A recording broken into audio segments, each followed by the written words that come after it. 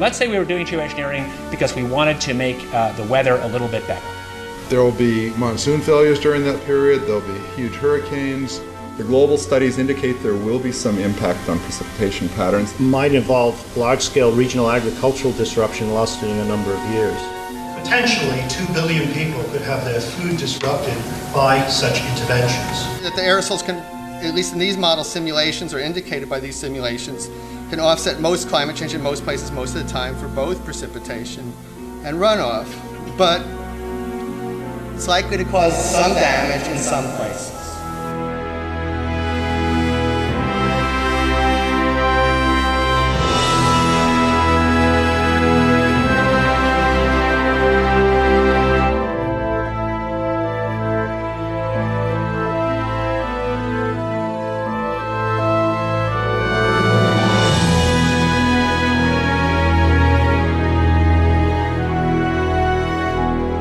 When I grow up, I want to be either an artist or a teacher. I want to grow up in a world where there's lots of nature. I love nature. How can I look my children in the eyes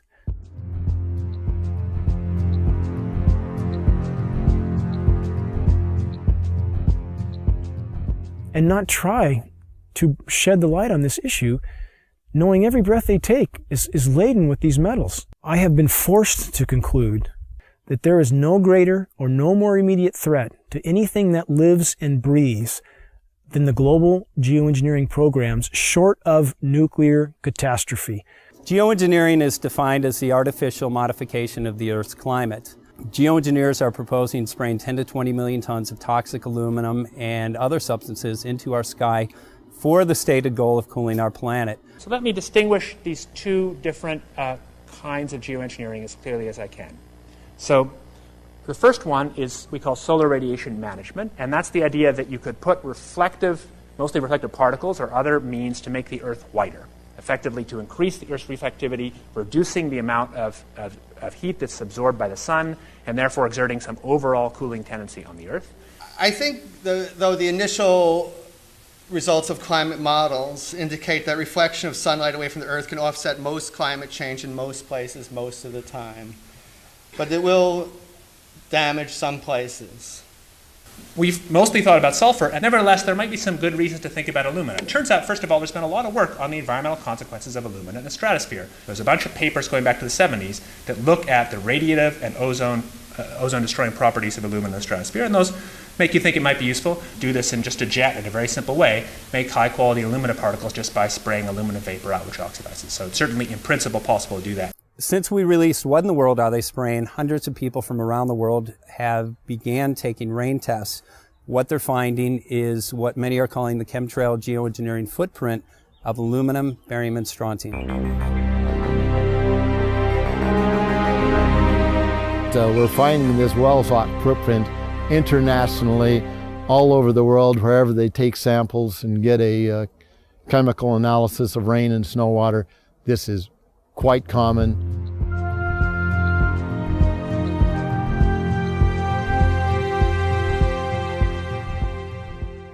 Wherever you see the jet chemtrails go over, you're going to get aluminum, barium, strontium coming down on you. Why would we not believe it's happening when what we see in the sky matches exactly the expressed goal of numerous geoengineering patents, about 160 or more? Why would we not believe this is happening when every element showing up in the rain tests are the primary elements named in those geoengineering patents? Why would we not believe this is happening when we have escalating levels in very short time frames, as short as 5 years? We see rain levels of aluminum, for example, escalating as much as 50,000%. California air quality studies do not show these metals migrating from China. And it's of recent origin, so this bombardment of heavy metals that's raining down on us is coming from somewhere. Why would we not believe geoengineering is occurring when the weather patterns are so altered here in exactly the manner stated by geoengineers and reports on the consequences for geoengineering, which are diminished rainfall, which are increased ozone destruction? We have a massive ozone hole in the northern hemisphere now. Should aluminum be in the soil in the rain? And yes, it should be in the soil. It's naturally there. Always was there. And should it be in the rain? Well, absolutely not.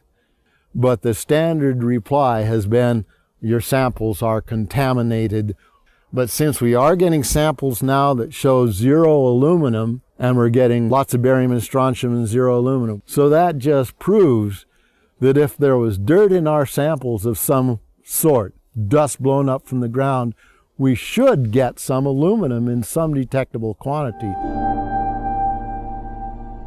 The primary ingredients in geoengineering are specifically the oxides of metals, including aluminum oxide.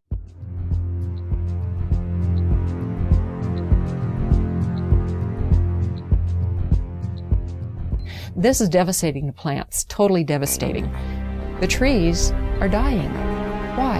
Approximately 2 years ago, I rode in the back, and you can ride in the back of my place for miles. You can go all the way through the woods, you know, creeks and everything, and it was, I say was, gorgeous.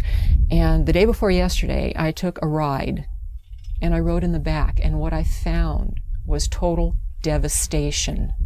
As I pointed out before, Michael, we're seeing, as in this example here, very hardy native plants completely flash out dead. That looks like it's been hit with some kind of a chemical.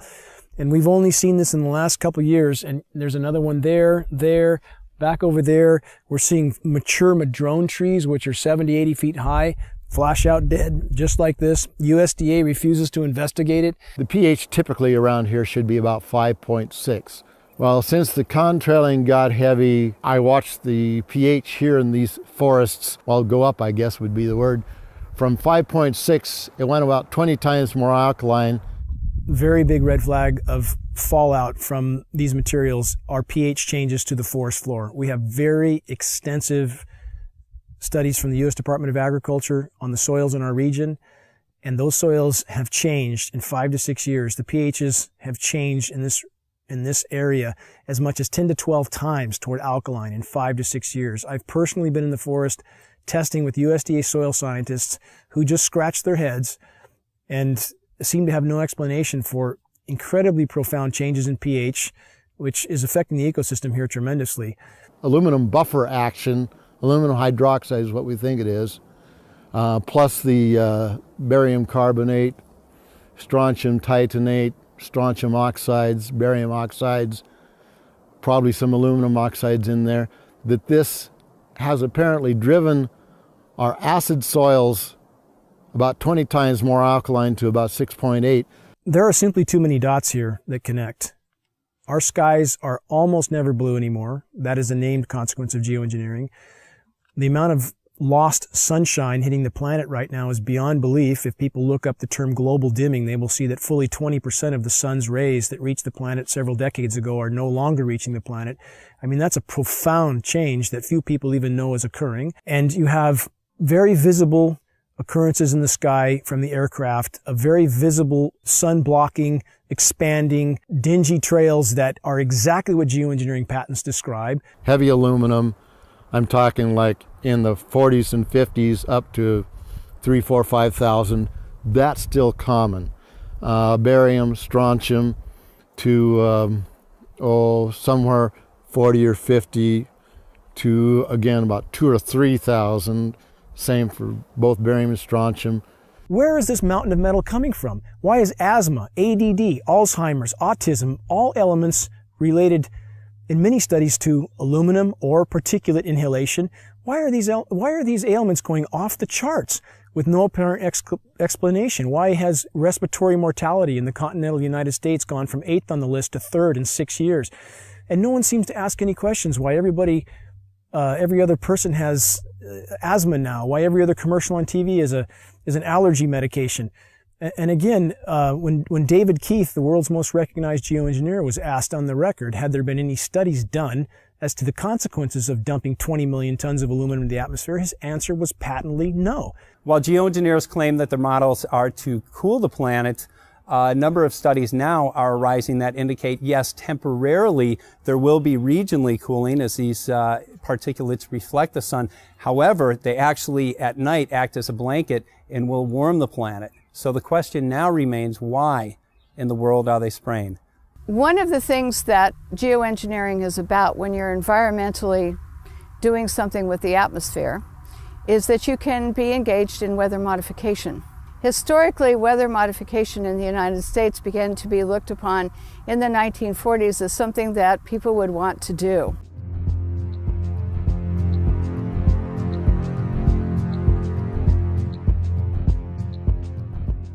And so they started looking at making it enhancing snow, enhancing rain. They started looking at hurricane control. There was a whole bunch of projects in the 40s that started.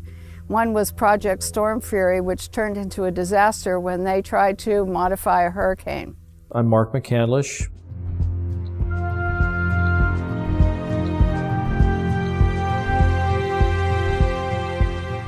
And for the better part of 30 years, I worked in the aerospace and defense industry.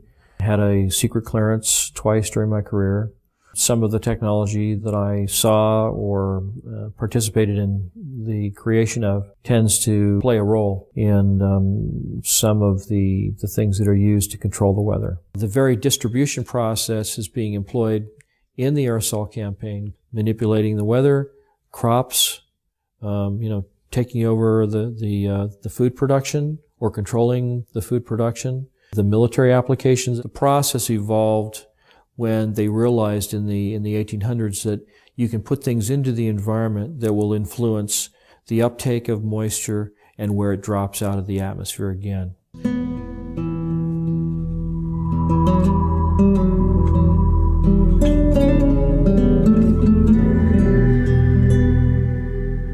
name is Scott Stevens.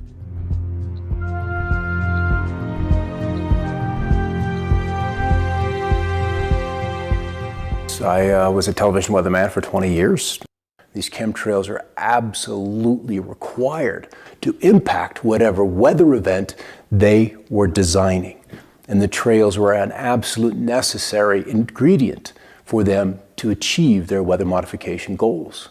So we're finding the aerosols, the metal particulates, all of those can be used and leveraged to create weather events that are several standard deviations or outside what would be typically normal.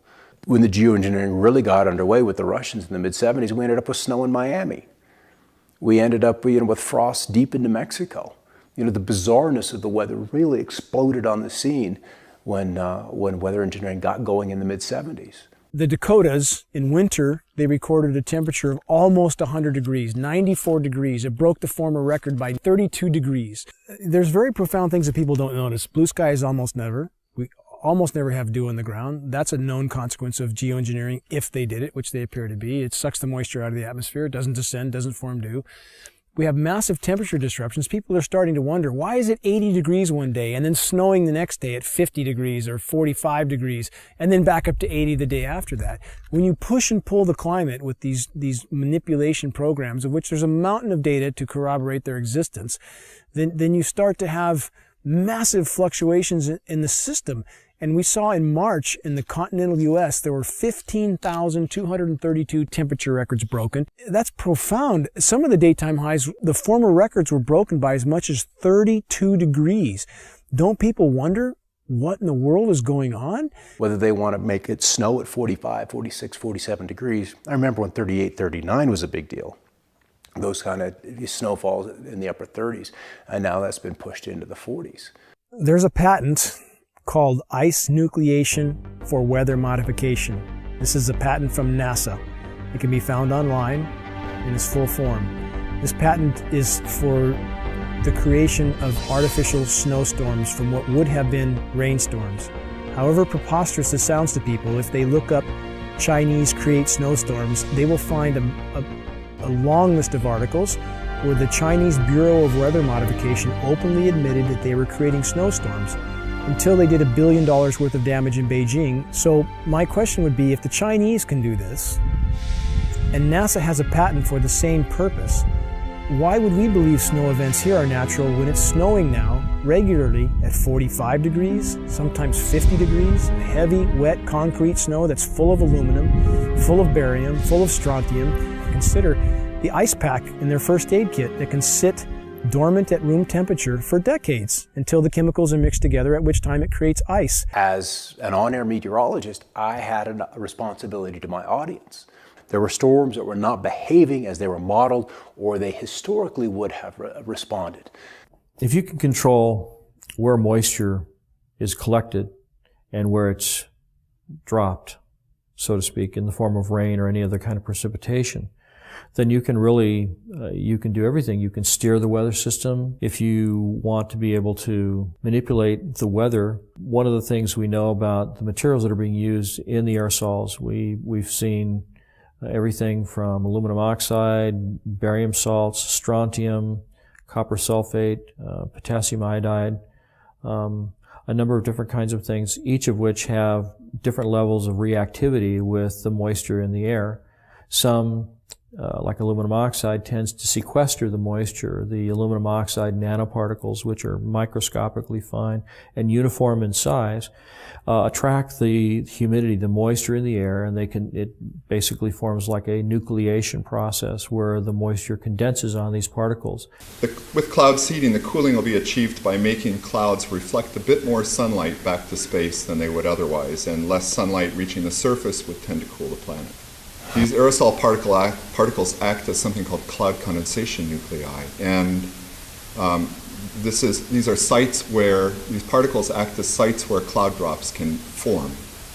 Well, the one thing that we know has happened is because these are nanoparticles and they float like mad with a little bit of moisture added to them, they go over the Continental Divide and they dump all of California's rain into the Mississippi Valley, which is the reason they're having floods and tornadoes and fierce storms and odd weather back east. The effect here in California is drought. Now then, if you hit that area of the sky with a beam of a particular kind of radiation, and you can heat those particles up, just like heating up, your cup of coffee in the microwave, these particles begin to vibrate and resonate if you use the right frequency of RF energy, that they then heat the surrounding air, and they will take all of that air and the moisture that's in it to a higher altitude where it's much colder, and it'll condense and then become a low-pressure system. Well, there's a couple of locations where they tend to be very interested in leaving their trails. The big one and the surprising one for me is under areas of high pressure, where you would expect to see the blue skies, the dry conditions. Those are prime targets for trailing. A couple of reasons. A high pressure is stable. It's relatively still. We've got the clockwise flow around it. And if you accentuate the high, and so it's very easy to add those particulates of aluminum, barium, and whatever else they want to put in there. And as you add heat to that, those particulates then radiate the heat into the atmosphere and it warms. What does a warming atmosphere do? Boom, it expands. And so that's one way. It's a very simple way, but it's very apparent because under the high pressure, it's supposed to be quiet. It's supposed to be still. It's supposed to be blue. And we're not seeing that. Then as the storm approaches, the high begins to recede. And then they're running the flights back and forth, back and forth, back and forth, and literally seeding the leading edges of the cirrus. So the cirrus canopy is accentuated. That cirrus canopy, which would maybe be 200-300 miles out ahead of a cold front, is now 450 miles.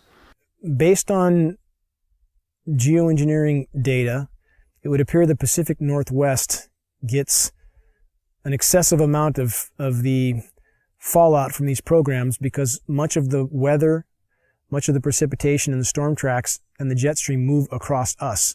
So as stated by globally recognized geoengineers like David Keith, that's the type of area they would want to seed these particulates as incoming fronts start to cover landfall. And that's exactly what we see here. When there's any kind of incoming front, we see jets everywhere. The global studies indicate there will be some impact on precipitation patterns, and obviously there's a lot more opportunity for work in that area. After studying my time-lapse surveillance, one of the reasons I discovered for the trails was that the persistent ones would break, they would misshape or deform, and other planes would come along and precisely mark off those locations of deformation. And you're not going to get that with a regular fleet, so this had to be one of the primary purposes for chemtrails, in my opinion, was to measure off where we have these discontinuities showing up in the atmosphere. And in doing these actions and discovering those zones where there's different energies in the atmosphere, I think that plays very closely into their weather engineering programs of mark, surveil, and then that data goes into a weather model that they can then use to forecast or, once again, engineer the weather to their designs. But you can also influence what happens locally with the atmosphere by painting the materials that these aerosols are made of with different kinds of radio frequency or RF energy, radar, microwave, the HAARP system. You know, HAARP is an array, a field of antennas, radio frequency antennas. They're 72 feet tall, and they have a cross diapole across the top that's about 60 feet in each direction. 180 of these are in the array today, so you can imagine this field of antennas. What happens is by firing each one, they produce radio frequency energy that normally comes off of an antenna, spreads out rather rapidly. Same principle.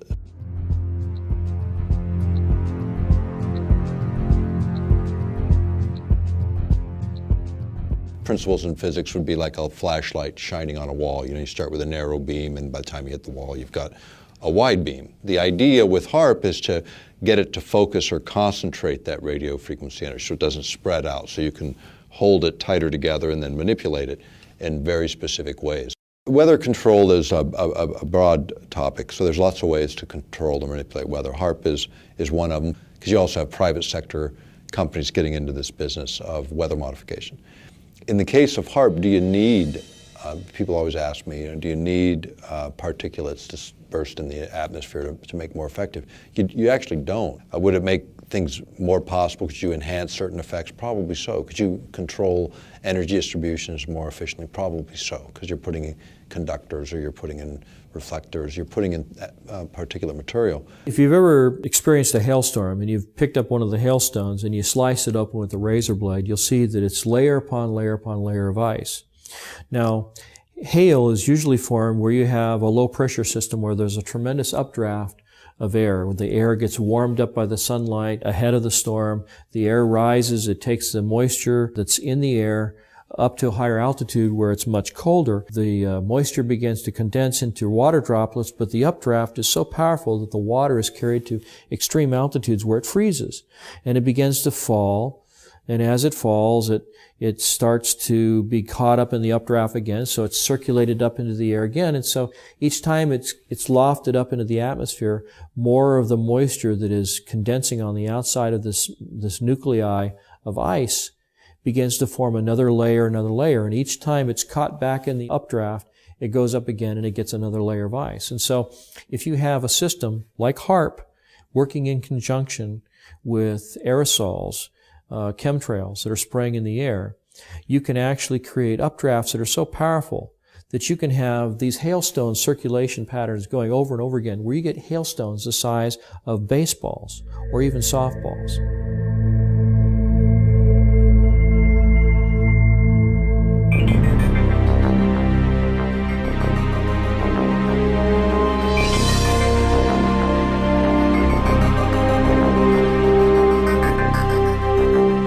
Weather has always been a strategic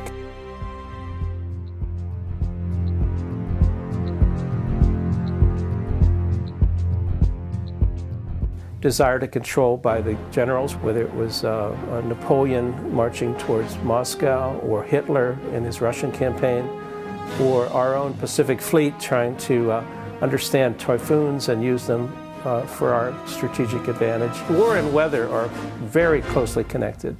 And they've been connected ever since about 1812 or so, maybe earlier than that. Hannibal had to face the snows in the Alps. And so there's a long history of weather and warfare interactions. Environmental manipulation is like the ultimate method of covert warfare, because you can literally shut down food production. You can create a situation where the people within a country revolt against their own government, and you're invited in to mop up the mess. The issue of owning the weather by 2025, which is a military publication, we've quoted it as far back as, I think, 94, 95 even.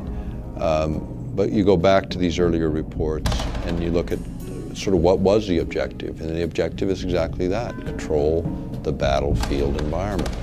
Environmental factors give you an absolute advantage. If you can weaken your adversary before you have to fire the first bullet, maybe you even win the war. Whether it's incredibly historic sandstorms when we're invading Iraq, or you want to drought out or flood out a dictator that you're not happy with, or obscure a beach when there's a landing, or if you just want to make money on the futures market. Owning the weather by 2025, using the weather as a force multiplier. And this kind of goes back to what I was saying before about if you can control where a weather system goes and how much or how severe the weather system is, then you can do other things like you may have heard more recently that many of the aircraft that we've been developing are what they call all-weather capable, which means that they can fly in any kind of weather. They can shoot and target the enemy under really nasty weather circumstances. And these are all things that you can use to your advantage if you happen to be controlling the weather also, because you can have a terrible storm front come in and make it difficult, if not impossible, for the enemy to operate on the ground or to fly their aircraft if they don't have aircraft that are as sophisticated as the ones that you have. And so by creating or using the weather as a force multiplier, as the title implies, that you can achieve an advantage over an enemy force that gives you the upper hand. One of the ideals of the Air Force is to have this all-weather Air Force, or to have their pilots coming back safely and using the weather as a salient against the enemy and clearing out their own airports from, say, from ice fogs or from bad weather.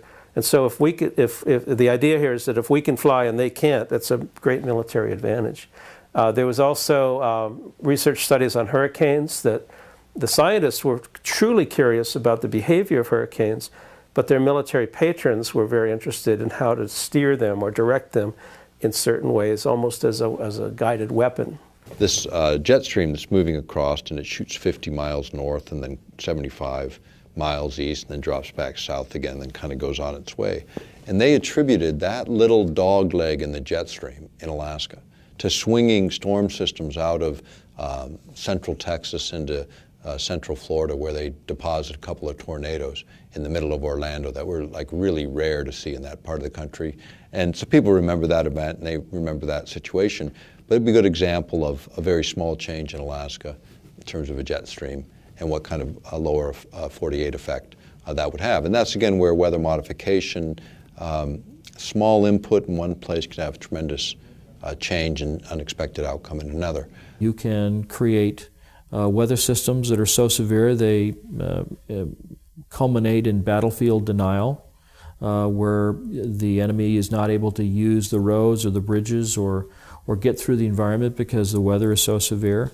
And you can use the weather to destroy his crops, deny him a food source, destabilize his population because people get hungry. When they're hungry, they get angry and nasty and they don't like what's happening.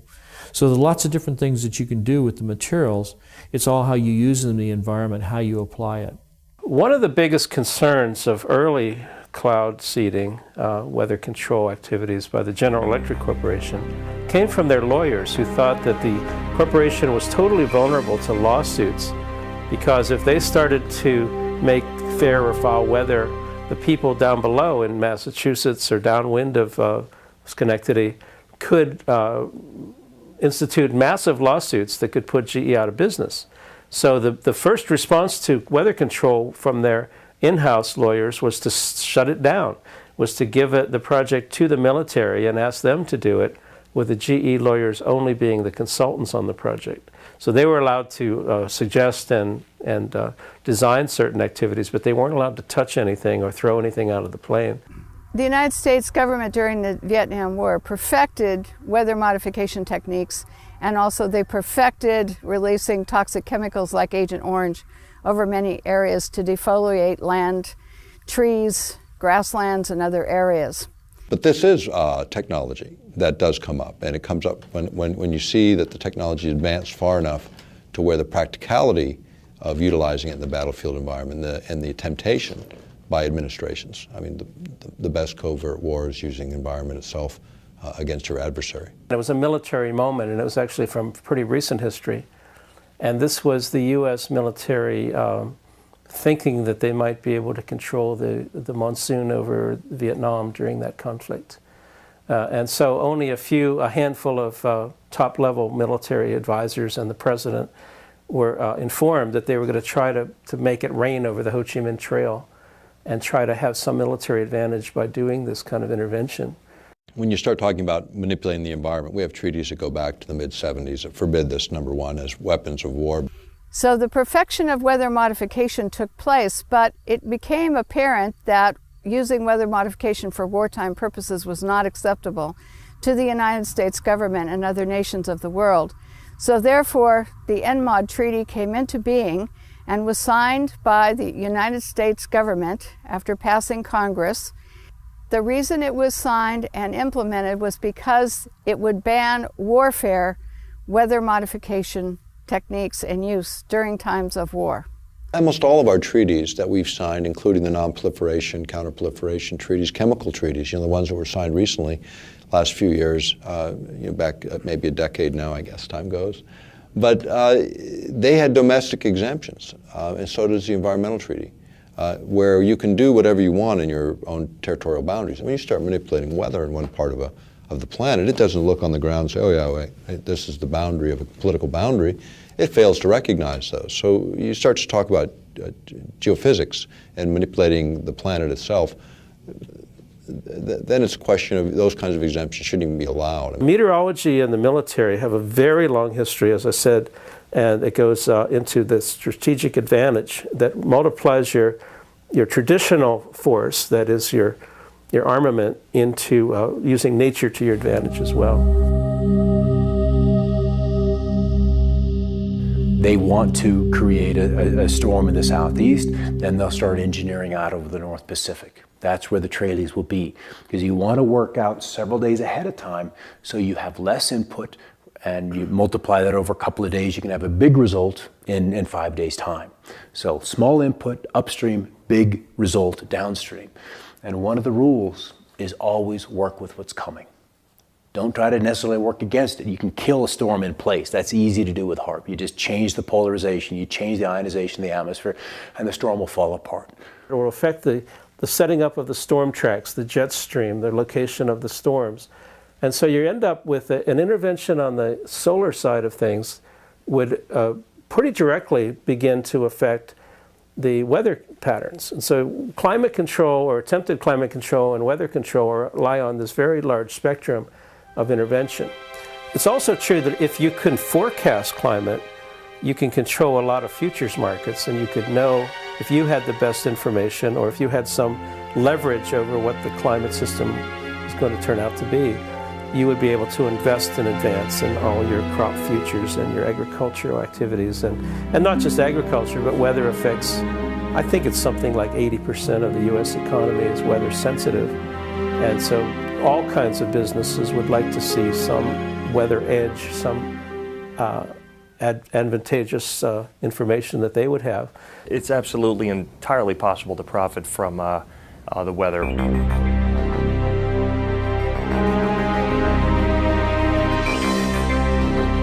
My name is Michael Agney. I'm an independent trader.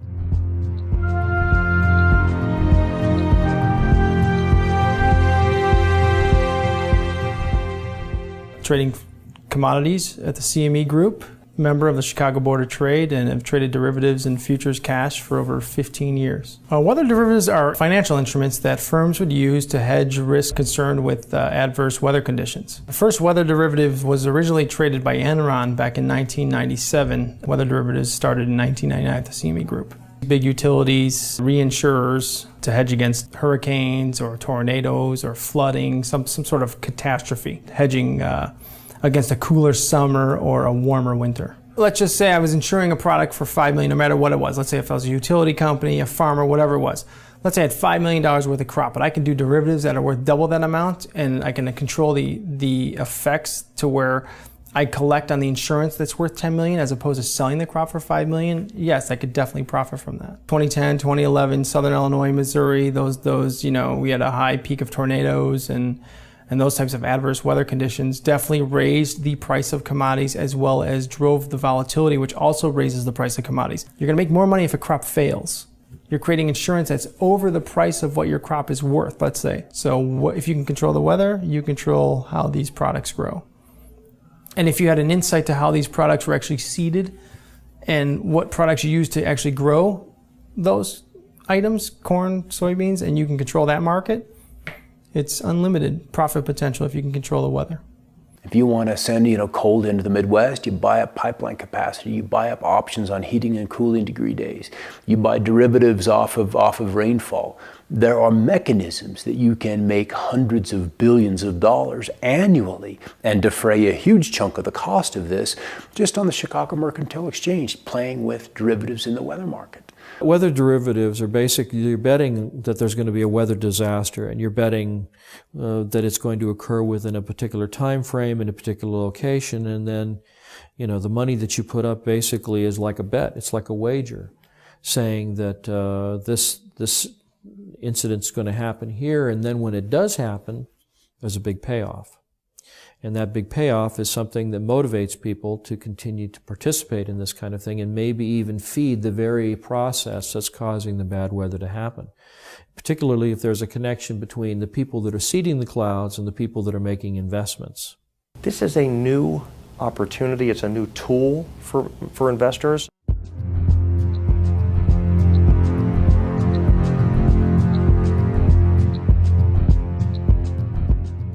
Even if someone has no interest in, going on the offensive side and buying things, it definitely behooves them to be aware of what's going on out there. The extreme weather is here, and it's not going to reverse itself. The weather event has to be severe. Ionospheric heating, in fact, these instruments, when they were first utilized, which is in the former Soviet Union back in the 70s, they started out then, they still call these ionospheric heaters because in one mode of operation, you can literally create above this instrument on the ground, you can heat an area up to 30 miles in diameter in the ionosphere. So you heat it up, and by heating it, it literally raises it. So then imagine this column moving up several hundred kilometers out, and then the lower atmosphere begins to rush in and fill that vacant space, that void. And as a result, you're altering pressure systems for quite a distance, which of course alters the weather. You're also able, if a jet stream is coming in the air, you're able to alter its course. And if you alter a jet stream, even a small amount, then the swing factor on the other end, you can move it. So you're moving storms, say, out of the Midwest onto the East Coast, or this kind of thing, by just swinging it high in terms of its flow and getting it redirected. Okay, so now if we look at precipitation, much has been made of this issue of damage from precipitation. Which the particulates that these trails have introduced into the sky are, let's just say the storms can develop more violently, more quickly, in places that are not necessarily as where you would expect them to be. And so we see more flooding. We see more intense droughts.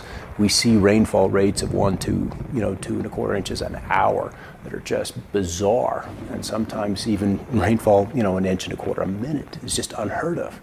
And so you have an area that's already been heated by the sun's rays, and then you have the aerosol drift in over that area, and it's reflecting both ways. It's reflecting the heat of the sun back out, but it's also trapping the heat that's already been created there by the sunlight. So it will actually create more heat and trap heat inside and closer to the atmosphere. It can actually exacerbate global warming problems. And if you become more aware of what's happening, where the global commodities are, what extreme weather events, you're one step ahead of them.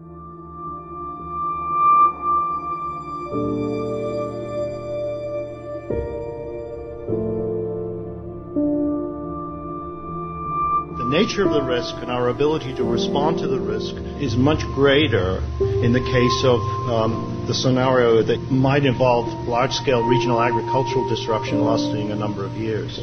So the agenda was drought. The agenda was to kill the storm, at least in that one particular spot. You see a tremendous and significant loss of property and crop production. Many times this will cause farms to go out of business. And when farmers go out of business, they usually have to sell. And then if there's somebody waiting in the wings to buy their land and then turn that land over to the production of genetically modified crops, you can see where there would be kind of a strategic advantage there. There's something that happened in the Midwest, and I'm sure everybody's heard about the flooding in the Midwest, and what happened is George Soros and his big corporate monolith went in and started buying up the farmland. So not only is it creating all these stresses, it appears to be a corporate land grab.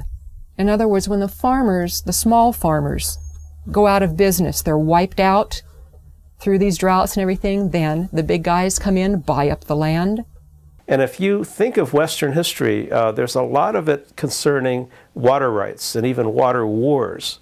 And so they were shooting about access to water to water your livestock. And now people are thinking, or at least the people who are involved in weather control sometimes think about the river of moisture above our heads. And geez, if we could just tap that. But that too is a water right that would involve access to people that felt that maybe they had prior rights over it. You're reducing the food security of people through deploying these kinds of approaches that Potentially 2 billion people could have their food disrupted by such interventions.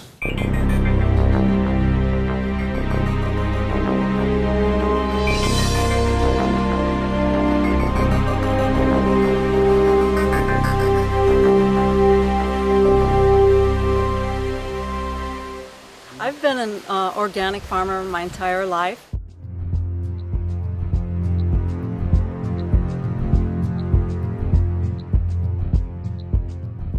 And I've been, in the last 8 years, been certified organic. And so I've been growing food in a way that feels healthy, where I have the most energy. And now it's not so healthy. I want to pass a really nice, healthy soil, rich soil, earth on to the children and have it be fertile. My name is Joel Gil Coca. I've been farming in this land for about 5 years.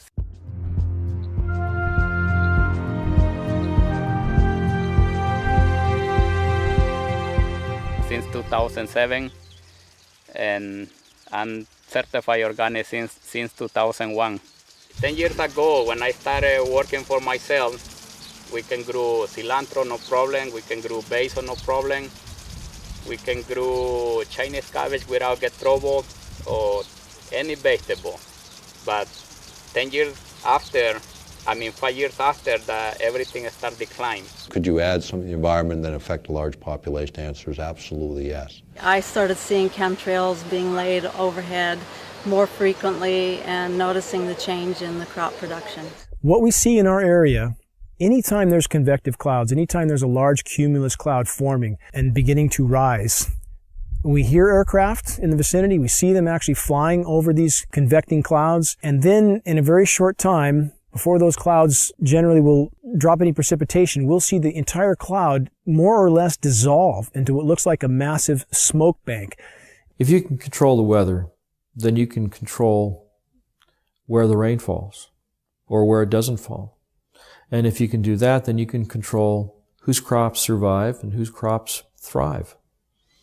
And if you happen to be favoring a corporation or a group of corporations that are flooding the market with genetically modified crops, you can see how manipulating the weather can actually change the market share that one or more corporations have. And there's lots of different ways that you can do it. You can do it by denying precipitation or by giving too much. You can cause, unusually large hailstones to come out of the sky and completely obliterate a crop of corn. There's lots of different ways that you can do it. Tornadoes rip up an entire town, like Joplin, Missouri, I think it was. If you look back at the tapes of those weather systems and you look 5 days prior to that, you'll see that in those days preceding those events, there was all kinds of aerosols being sprayed all along the California coastline, where the moisture for those storms came from, where those storm systems originated. You know, it's insidious when you think about it. Well, Mike, I've seen since the chemtrails have come, there's a direct correlation with the way the food doesn't look as healthy and vibrant, and less of it, and that concerns me. And of course, all crop losses are related to weather modification problems, either climate, worldwide weather, or local weather, which is called microclimates. And these microclimates definitely determine what crop grows where and in which community. And so therefore, without stable microclimates, we cannot produce as much food for the rest of the world and ourselves as when we have a more stable microclimates, not only in the United States, but in other countries as well. We fertilize it really good, and they still have a lot of trouble to produce. And I think this is not fun because we're losing a lot of money put them into this kind of production. In 2008, 2009, 3 times I lost my complete planting of Chinese cabbage. Weather events is one of the key components to most commodities that are traded. Let's just say your agricultural group, corn, soybeans, wheat, something along those lines. Weather is by far the largest affecting factor in the price of those commodities. If one farmer's crop fails, we have a major crop failure, say in corn, now that's going to affect every other company that uses corn in their manufacturing process. There's going to be less of it. And anytime there's less of something, that creates a price rise. Demand rises, okay, because there isn't any of it. There's only one thing. You've got 5 people that want it, so they're going to pay more money for it. The companies know that, so they're going to hike the prices up anyway.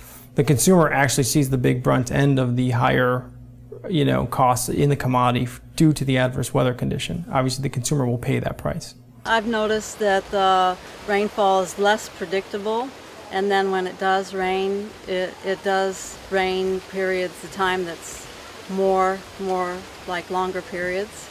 So not only do we have the pollution, not only do we have stunted growth, but we also have changes in weather.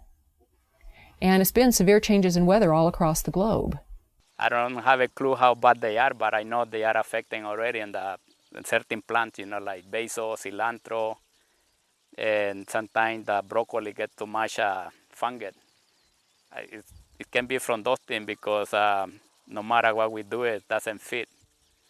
It's not working right. It appears to be a fungally related ailment, and if one looks at the species extinction rate, which today is estimated to be 1,000 times natural variability, that's 1,000 times normal, a figure you'd think would alarm most reasonable people, which is 100,000% of normal, and 70 to 80% of that extinction, plant and animal, is related to fungal infection. Geoengineering particulates are known to proliferate fungal reproduction. Abiotic stresses are drought, cold, heavy metals, excess moisture in the soil. And Monsanto has a patent that actually addresses all of those abiotic stresses. And the plants that it addresses is everything from apples to zucchini. 2011 was one of the worst years for things that create abiotic stress. They had 12 worldwide severe weather problems. This destroyed a good portion of the food supply. Now I'm having a hard time growing cherry tomatoes outside under these conditions, and I've turned to having to build a greenhouse where I'm now growing large tomatoes, heirlooms, and they are producing really nice big tomatoes. I see that the tomatoes that I planted now are really healthy and the ones outside are dying. The Midwest grows 40% of the world's corn, and it does have a tendency to flood. So we can expect more and more flooding. According to the statistics, the EPA statistics say that there's going to be more and more flooding. Monsanto is one of the world's largest chemical companies.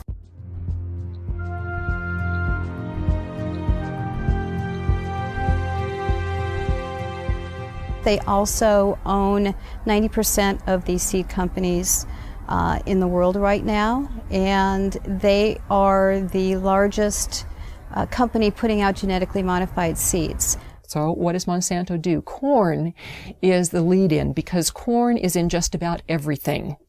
Corn is the main crop. And Monsanto leads in with corn products before it does anything else. So what we have is Monsanto leading in with a drought-resistant corn and an abiotic stress-resistant corn. The drought and the flooding, it's all the same patent. Monsanto has a patent for abiotic stress.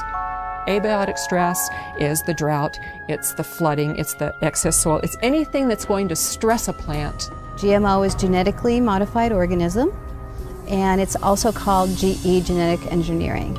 Well, the history of farming has been a farmer will plant a seed into the ground. There will be nutrients in the ground that will enable that plant to grow. And then at the end of the growing season, they will take some of the seeds and they will save them for next year, and they'll grow their next crop. But what is going on with the genetically modified seeds is they're what's called terminator seeds. A terminator seed will not produce other seeds. With the terminator seeds, these farmers have to go back to Monsanto every single year and purchase these extremely high-priced seeds. There have been studies outside of the United States showing that genetically modified seeds, the plants that come from them, are extremely harmful to humans and other life on this planet. When I started farming, I produced 100% my crops, but in the last 4 years, I've been declined to 50–75% if I talk into lettuce crop, because I've been lost everything. And that's why I start moving all different crops so I can cover the loss. Well, my food production has declined at least by 60% in the last, 10 years. I've noticed banana stalks are smaller, and certainly the tomatoes, I'm hardly getting any. I used to get bushels of tomatoes, and now I can barely get a bowl. My concern, it can be, it's possible if we're going to run out of business if they continue doing that. They really need to stop it doing. That's all I believe, because we cannot change the system, the mother nature. We have to keep going the way it is. It's not possible. On the other hand, heat stress is going to be one of the things, or thought to be one of the things, that might limit production of crops throughout the tropics. And so there are some questions of trade-offs of, if you think you're going to benefit many people and harm some people, how do you deal with this issue of equity, and what are the options for dealing with that? A really interesting thing that I've found is that the EPA has concluded that incidents of heat stress, drought, flooding, cold, any type of abiotic stress is on the increase. And loss due to that is going to double by 2030. Then you put yourself up as the solution. So when all of this weather comes and wipes you out, or you have a drought problem, drought, we've got the seed for you. Here's our drought-tolerant corn just for you, and it'll solve your problems. Oh, by the way, you have to sign this agreement, this 40-page agreement, so that when you go ahead and plant these seeds, you now belong to Monsanto. The weather disasters seem to be directly correlated to an increase in Monsanto sales. So there will be the have and the have-nots. And one of the things that's being discussed under global geoengineering is which countries will be the haves and which countries will be the have-nots when that type of climate remediation is undertaken by many people at a certain level, mostly private corporations funded by the U.S. government, they are hoping. The fact that it's cheap isn't necessarily a good thing at all, as I'll come to in a second. The fact that it's cheap is part of the hard problem of governance. The fact that it's cheap means any small state or even conceivably individuals could do this, and that is a very dangerous thing. There's only probably under $10 million per year, and maybe far less than that, being spent on geoengineering research. It's a mix of a handful of government grants and some private money, including support from Bill Gates Bill Gates invests in geoengineering. Geoengineering destroys crops. Monsanto supplies the seeds to replace those crops. Bill Gates invests in Monsanto. So Bill Gates makes a ton of money. Monsanto makes a ton of money. And the small farmer gets squashed. Corn prices go higher because of a severe drought in this country. You know, where 41% of the country or the world's supply of corn comes from. So corn prices are higher, the farmer has more money, so what does he do? He buys fertilizers, which drives up the mosaic stock, or he could purchase genetically modified seeds from Monsanto. You've got severe drought in Africa. In 2011, there was a severe drought. This is causing nothing but death. It's causing starvation, it's causing malnutrition, it's causing a severe water shortage. How do you grow anything without water? You cannot grow anything without water. So what does Monsanto do? They say, oh, we got a drought-tolerant corn for you. There's been an excessive push to get bioengineered crops into Africa. They look at severe conditions as an opportunity. They're disaster capitalists. Okay, so here you have farmers, and they've got flooding, they've got droughts, they've got everything that totally wipes them out. So what happens? Okay, if they plant it early enough in the year, they can go ahead and try and plant again. So buy more seed. Okay, buy Monsanto seed. So they're just raking up on that end of it. Okay, so if you can create enough weather manipulation, you can shorten growing seasons, you can create enough of that disaster, and you've got the seed supply, they've got to come to you.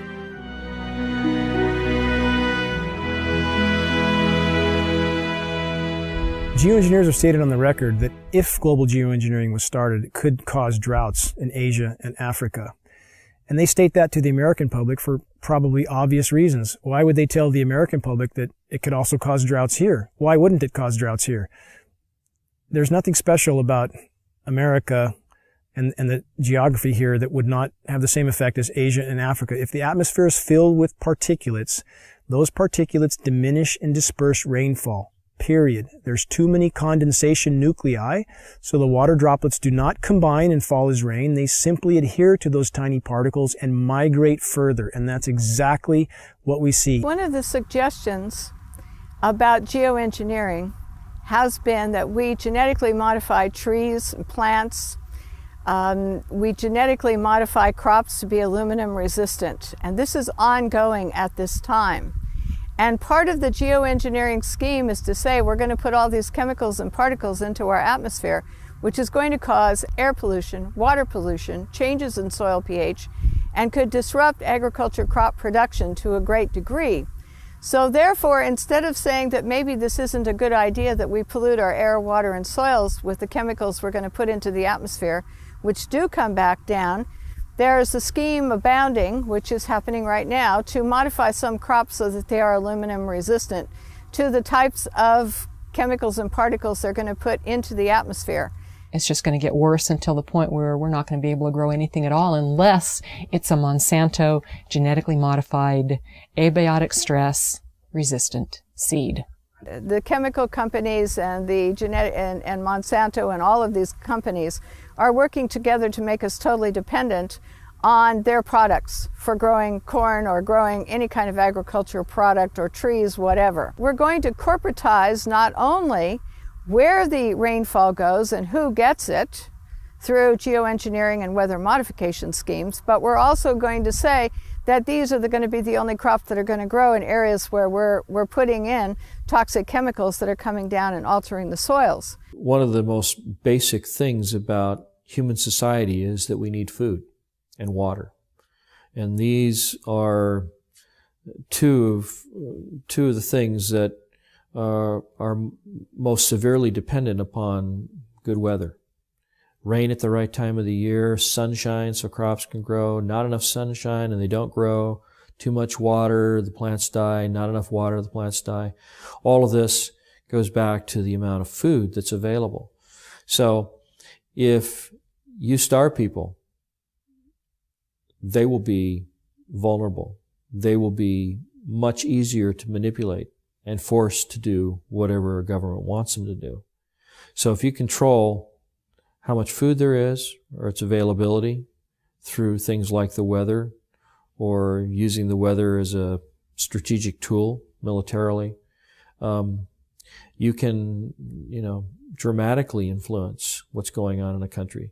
And by doing that over and over again, sequentially through a region, it's possible that you can change the political spectrum over an entire region by doing this over and over again. Maybe even, do it over a much wider region, create so much instability that you're able to, come in and say, oh, we have these wonderful fast-growing crops, genetically modified, and this, you'll have something to eat in less than 3 weeks, and I imagine that, if you can control the food supply, that you can then consolidate the financial and the political interests of a country. Could predicting the weather enable a group or specific entity to profit from that knowledge of knowing what type of weather or weather pattern will be? Absolutely. That's what all commodities are driven by. They're driven by predicting the weather, how the weather will be in a certain location, and that directly is correlated to the price of that commodity. Absolutely. There's no doubt.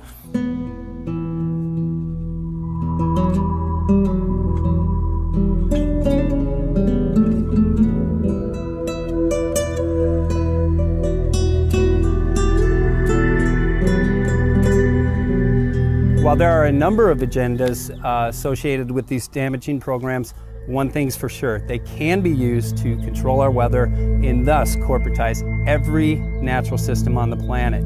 This enables certain individuals to consolidate an enormous amount of both monetary and political power into the hands of a few at the expense of every living thing on the planet. Just by definition, the geoengineering programs are a direct assault on the most elemental aspects of nature. What we're doing when we modify the weather is we're changing the world's climate and we're changing the microclimates, and we are doing it. There are things we can say for certain. There's a mountain of metal raining down on us. We are certainly breathing that metal. We have documented from the computer modeling some unintended consequences. If such a contamination is present, shouldn't we investigate? Shouldn't local agencies investigate, which they have patently refused to do? There's no question that large-scale climate engineering is untested and dangerous. I would disagree quite strongly that it doesn't exist. I think that the capacity to do it in engineering terms most certainly exists, and that's part of the reason we have to think seriously about how we manage that. We are breathing a mountain of metal, and that can't be denied. If geoengineering continues and the weather manipulation continues and genetic modification continues overtaking, we're going to lose our ability to grow good, nutritious food. We are going to lose our ability to thrive. I personally consider this ongoing toxic dumping into our atmosphere to be, along with nuclear radiation, the most dangerous threats to our health and to our environment. We've seen UV scales go off the charts, which are a known consequence of geoengineering, ozone destruction. We've seen rainfall patterns disrupted in ways that meteorologists don't seem to be able to explain or predict. The challenge that all of these weathermen face, all of them, whether they're aware of it or not, sooner or later they will be aware of it. And I went through a period after the epiphany of, how did I not see this sooner? How? I mean, seriously, I'm supposed to do this for a living. How did I not see this? We seem to have lost our moral fiber and our ethical compass when we talk about that we all should live within an experiment that somebody else is conducting. If you knew or could predict the weather at any given time, in any given area, then you control the fate of mankind and what they pay for everything. Washington is not responsive to the average person. It's responsive to commercial interests who can spend millions on campaigns now without restriction, who literally drive the policy making in Washington, D.C. I guess I'm under the belief that you can't control the weather. I hope someday we could control the weather. Power becomes an addictive thing. We're taking what the Creator has created, usurping His authority, and bringing it under the authority of corporations. I'm worried that one person or one group would try to have that much leverage over the whole planet. I don't believe that anybody has the right to play God. especially when they're putting particles and chemicals into the atmosphere, which there's unintended and consequences that are known. We don't know it all. We cannot assume the role of creator without dire consequences. This is not a good idea, and this is not a reason to take and do a test. The atmosphere and the earth belong to all of us. It provides the food we eat, the air we breathe, the water we drink, and no one should have the right to own it.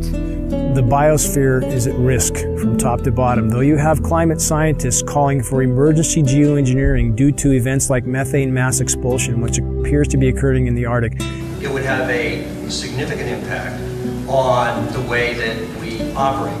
Notice it also has enormous political, social, and economic implications.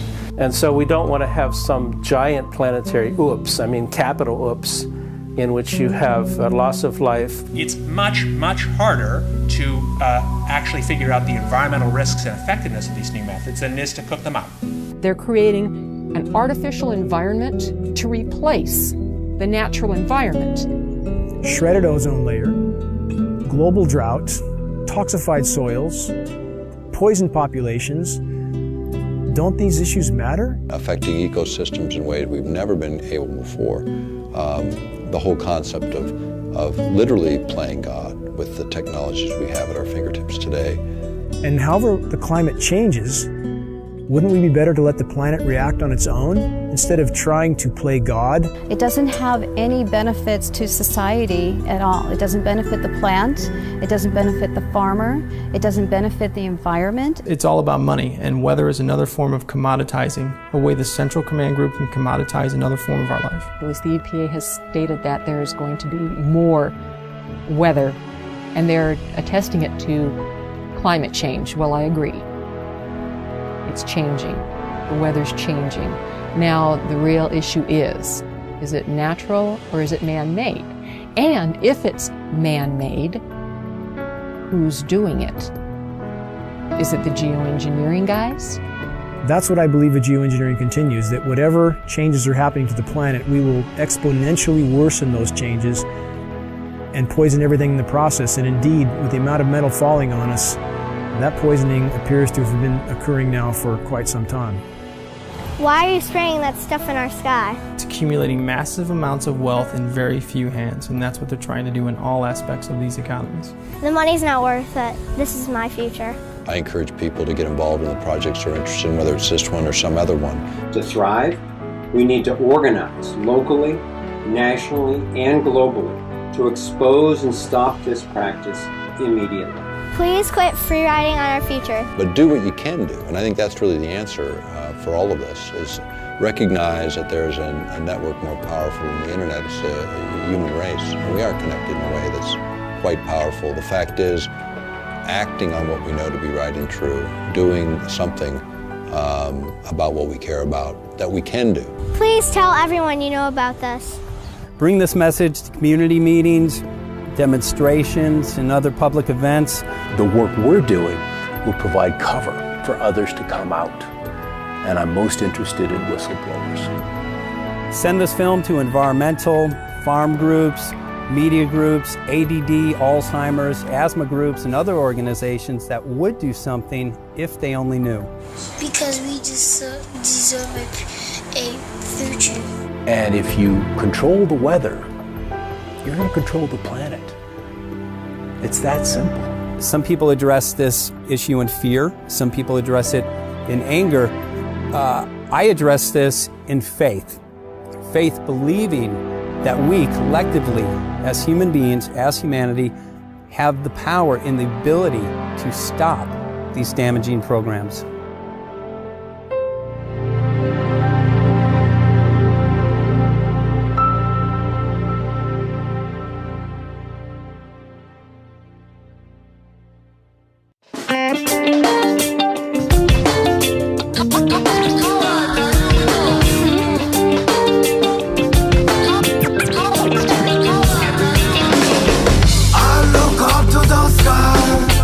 Can you tell me why?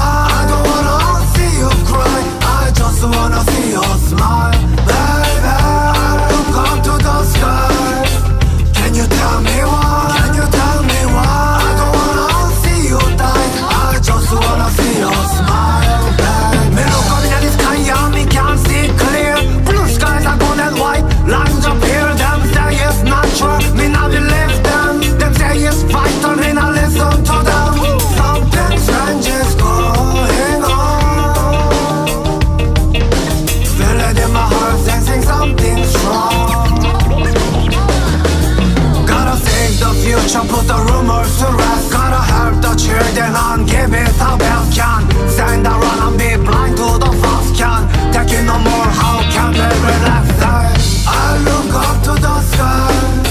Can you tell me why? Can you tell me why? I don't wanna see you cry. I just wanna see you smile.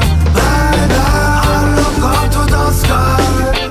Can you tell me why? Can you tell me why? I don't wanna see you die. I just wanna see you smile, baby. Living on earth, we must respect the earth. Human and animal, we all deserve the right to peace and opportunity. But nowadays we are blind, we can't see. Hidden agenda, we can't surrender. Children, our future, we must remember. Oh, don't know what's going on. Yeah, we must stand up for the earth. Oh, don't know what's going on. Turn down, we must stand up for the earth. I look up to the sky.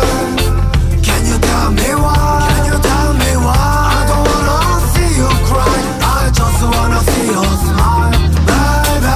I look up to the sky. Can you tell me why? Can you tell me why? I don't wanna see you die. I just wanna see you smile, baby. We want the truth, give us the truth. Yeah, we want the truth, gotta save our youth. We want the truth.